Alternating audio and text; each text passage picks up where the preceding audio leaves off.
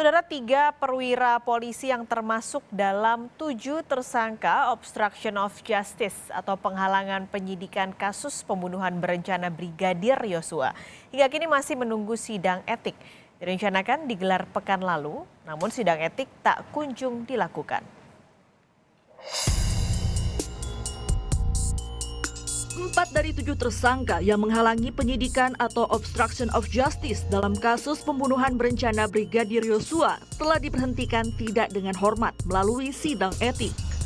Namun, 3 tersangka lainnya hingga kini belum jelas nasibnya. Sidang etik ketiganya yang sedianya digelar pekan lalu, nyatanya belum juga dilakukan.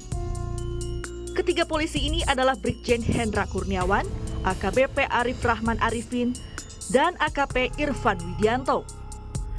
Bagaimana peran mereka hingga terseret kasus Sambo? Brigjen Hendra Kurniawan sudah mendapat sorotan sejak awal kasus kematian Brigadir Yosua.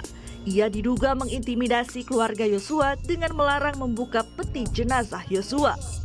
Hendra dinonaktifkan dari jabatannya sebagai Kepala Biro Pengamanan Internal Biro Paminal 2 hari setelah dinonaktifkannya Sambo, tepatnya 20 Juli 2022. Hendra dicopot dari jabatannya dan dimutasi ke pelayanan markas Yan Mapori bersamaan dengan Sambo pada 4 Agustus 2022. Belakangan bahkan terungkap Brigjen Hendra diduga menggunakan pesawat jet pribadi saat mengunjungi keluarga Yosua di Jambi pada Juli lalu. Kompolnas beranggapan penggunaan jet pribadi masuk ke ranah pelanggaran kode etik. Diharapkan dalam sidang etik Brigjen Hendra Kurniawan nanti bisa mengungkap fakta-fakta terkait penggunaan jet pribadi. Terkait dengan penyewaan jet itu tentu akan menjadi terang ketika itu ada dalam proses pemeriksaan kode etik. Tapi sementara ini kami dalam pantauan belum bisa menyimpulkan bahwa dugaan penggunaan jet pribadi dalam pengantaran jenazah almarhum itu ada kaitannya dengan 303. Tapi sementara lebih pas catatan kami itu ada pada pemeriksaan dugaan pelanggaran kode etik Brigadir Jenderal Polisi Hendra Kurniawan, yang sementara ini kita tunggu kapan sidang kode etik profesinya. Mudah-mudahan itu menjadi fakta-fakta yang disangkakan terkait dengan penggunaan. Apakah penggunaannya itu dibenarkan atau tidak kalau memang ada dugaan penggunaan jet pribadi. Selain Brigjen Hendra Kurniawan, ada AKBP Arif Rahman yang terseret kasus Sambo karena diduga menyalin keterangan saksi ke berita acara pemeriksaan. Ia juga menyusun berkas laporan pelecehan Putri Chandrawati yang pada akhirnya dihentikan penyidikannya oleh Mabes Polri karena tidak ditemukan unsur pidana. Wakil Kepala Detasemen Wakaden B Biro Paminal Propam Polri ini akhirnya dicopot dari jabatannya dan turut dimutasi ke Yan Mapori per 4 Agustus 2022. Selanjutnya ada AKP Irfan Widianto. Dalam kasus ini berperan sebagai orang yang mengumpulkan CCTV di sekitar TKP Duren 3. Menjabat sebagai Kasubnit 1 Subdit 3 Direktorat Tindak Pidana Umum di Tipidum Bareskrim Polri. Perwira pertama Polri peraih penghargaan Adi Makayasa atau lulusan terbaik Akpol 2010 ini dicopot pada 22 Agustus 2022. Entah apa alasan Polri belum menggelar sidang etik ketiganya. Namun, selain di sidang etik, berkas perkara kasus perintangan keadilan dengan 7 tersangka ini sudah diterima Kejaksaan Agung. Di sisi lain, Komisi Kode Etik Polri saat ini justru hanya menggelar sidang etik terhadap sejumlah polisi yang dinilai tidak profesional serta bukan termasuk pelanggaran berat. Seperti sidang etik terhadap mantan anak buah Sambo Ibtu Januar Arifin pada Selasa kemarin. Ibtu Januar diduga melakukan ketidakprofesionalan dalam menangani kasus pembunuhan Brigadir Yosua Huta Barat. Sidang KKEP terduga pelanggar Ibtu JA dilaksanakan hari ini Selasa 20 September 2022 di ruang sidang Divpropam Polri, Gedung TNCC, lantai 1 Mabes Polri. Adapun wujud perbuatannya adalah ketidakprofesionalan di dalam melaksanakan tugas. Sebelumnya, Komisi Kode Etik Polri menggelar sidang etik terhadap Bribtu Sigit Mukti Hanggoni. Bribtu Sigit disangsi demosi atau turun jabatan selama 1 tahun. Komisi Kode Etik Polri juga sedianya menggelar sidang terhadap mantan Kasubdit 1 Unit 1 Satreskrim Polres Metro Jakarta Selatan, Ibda Arsyad Daifa pada 16 September lalu. Namun sidang ditunda karena saksi kunci yakni AKBP Arif Rahman Arifin sakit. Tim Liputan Kompas TV. Informasi terkini dari sidang etik polisi yang terseret kasus Sambo. Kita terhubung dengan jurnalis Kompas TV Niputu Trisnanda. Putu, siapa polisi yang hari ini dijadwalkan menjalani sidang etik? Karena kemarin kan anak buah Sambo, Ibtu Januar Arifin sudah menjalani sidang etik. Lalu bisa dibahas juga sebenarnya hasilnya apa, lalu sanksi yang dijatuhkan apa, Putu? Ya, selamat siang Pak Skalis dan juga saudara. Betul, hari ini dilakukan lagi sidang etik, tetapi memang bukan berkaitan dengan obstruction of justice, melainkan sidang etik terkait dengan ketidakprofesionalan. Nah, apa perannya dan siapa juga namanya, ini nantinya akan disampaikan secara langsung oleh Kabak Humas, atau maksud kami Kabak Penum Humas Polri. Nanti lebih lengkapnya terkait dengan apa saja, kemudian pasal-pasalnya apa saja, karena memang secara detail ini belum disampaikan. Tetapi kalau kita berbicara terkait dengan sidang dari Ibtu Januar Arifin yang digelar kemarin, ini juga merupakan anak buah Sambo. Ini juga sudah selesai, kemarin dilaksanakan sidangnya, dan nanti juga sanksinya ini akan disampaikan oleh Kabak Penum Nurul Arifin, yang akan juga menyampaikan apa saja sebetulnya sanksi-sanksinya dan juga bagaimana keputusan dari Komisi Sidang Etik Polri. Kalau kita berbicara soal nama dari Ibtu Januar Arifin sendiri, memang ada sejumlah hal yang disampaikan, baik itu sebelum persidangan ataupun juga ketika persidangan etik ini berlangsung dan dikonfrontasi juga langsung dengan sejumlah saksi, di mana peran dari Ibtu Januar Arifin ini adalah disebut tadi melakukan interogasi kepada Barada Eliezer, kemudian juga Bribka Riki Rizal dan juga Kuat Ma'ruf. Lalu kesaksian-kesaksian itu ditulis dalam BAP. Selain itu juga menghadiri prarekonstruksi, ada 2 lokasi, mulai dari prarekonstruksi pertama di lantai 7 Biro Paminal, kemudian yang kedua adalah prarekonstruksi yang digelar di Duren 3. Kemudian juga kalau kita melihat bagaimana kemudian saksi-saksi yang dihadirkan, ini juga ada beberapa pihak, dan tentu saja ini tujuannya adalah untuk mengkonfrontasi kesaksian-kesaksian yang nantinya akan disamakan juga dengan beberapa pihak yang terduga melanggar etik ataupun juga tersangka-tersangka yang melakukan obstruction of justice atau upaya untuk menghalang-halangi proses persidangan ataupun juga menghalang-halangi proses penyidikan dari pembunuhan Brigadir Yosua yang terjadi pada 8 Juli 2022 lalu.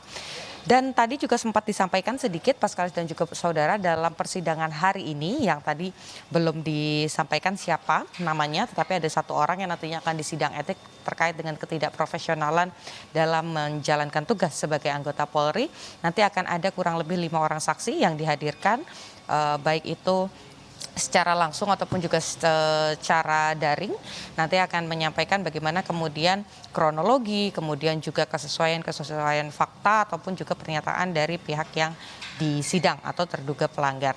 Dan kami masih menanti karena rencananya nanti Kabak Penum dari Humas Mabes Polri sendiri ini akan menyampaikan, karena tadi ada beberapa perubahan sedikit, di mana kalau biasanya kami jurnalis Kompas TV yang ada di lapangan ini bisa bertanya secara langsung, tetapi selama beberapa hari ini memang bentuknya ini dipersiapkan terlebih dahulu, baru nanti akan disampaikan kepada publik, dan kami masih menunggu, rencananya siang ini akan disampaikan kepada publik, Pak Skalis. Lalu Putu, kapan sidang etik untuk 3 tersangka obstruction of justice yang termasuk mantan Karo Paminal Brigjen Hendra Kurniawan yang juga jadi salah satu saksi kunci dalam kasus kematian Brigadir Yosua?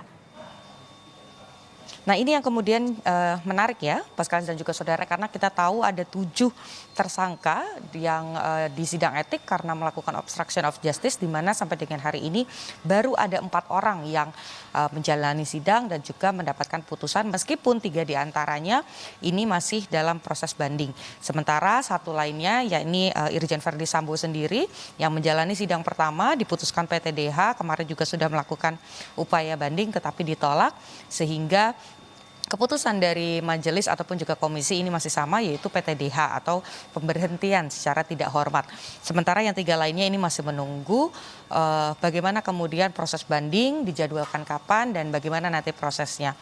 Untuk 3 lagi terduga obstruction of justice ini memang sampai dengan saat ini belum ada kapan sebetulnya akan disidang dan mengapa seolah-olah lama begitu. Karena kalau saya mengutip bagaimana kemudian pernyataan dari IPW sendiri ini juga menyoroti, Kompolnas juga menyoroti mengapa kemudian sisa dari terduga pelanggar obstruction of justice ini tidak kemudian dimulai-mulai sidangnya. Salah satunya adalah Hendra Kurniawan yang ini juga menjadi sorotan publik karena sebelumnya ketika kasus Brigadir Yosua Huta Barat ini naik ke permukaan, nama Hendra Kurniawan ini juga muncul ke publik begitu karena memang sebelumnya bertemu langsung dan juga diduga melakukan upaya untuk menghalang-halangi agar keluarga tidak membuka peti jenazah dari Brigadir Yosua.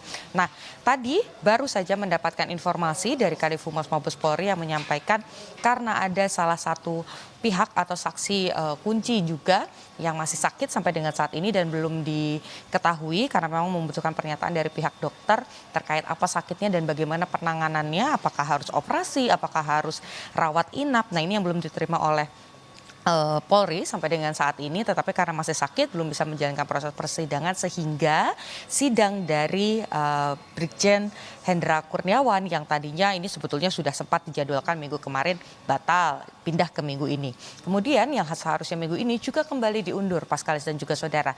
Rencananya pekan depan jika memang tidak ada halangan ataupun juga tidak ada lagi kondisi-kondisi seperti ada saksi yang sakit ataupun kendala-kendala lainnya, sidang ini akan dilanjutkan.